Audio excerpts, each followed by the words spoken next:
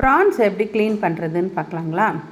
இது மாதிரி முதல்ல ப்ரான்ஸ் வாங்கிட்டு வந்தால் ஒரு முறை கழுவிடுங்க. நல்லா கொஞ்சம் மண் இருந்தாலும் போயிடும். அதுக்கப்புறம் இப்படி தலையை கிள்ளி போட்டுட்டு மேலே இருக்கிற தோலை கொஞ்சம் கொஞ்சமாக உருவி இந்த வால் பக்கத்தை அப்படி இழுத்திங்கனாலே வந்துடும். இந்த உடம்பு பாகம் மட்டும் ஒரு சமயம் ரெண்டாக பிரிஞ்சு அப்படி எடுக்கிறதா வரும். அதுக்கப்புறமா இந்த உள்ள குடல் இருக்கும், இந்த குடலை மட்டும் எடுத்துருங்க. மேல் பக்கத்தில் அப்படியே இழுத்திங்கன்னா வரும். ஏன்னா அது உள்ளார மண் இருக்கும். அதோடு வறுத்திங்கன்னா நரன்னு இருக்கும்.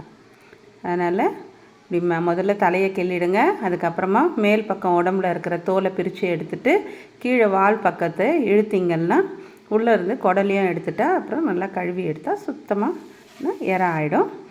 அதுக்கப்புறம் எண்ணெய் ஊற்றி வெங்காயம் போட்டு தக்காளி, இஞ்சி பூண்டு பேஸ்ட்டு, மிளகாத்தூள், மஞ்சள் தூள், உப்பு எல்லாம் போட்டு கறிவேப்பிலையும் சேர்த்து இந்த இறாவையும் அதில் போட்டு கலந்து வறுத்து எடுத்திங்கன்னா சூப்பரான இறா தொக்கு ரெடி.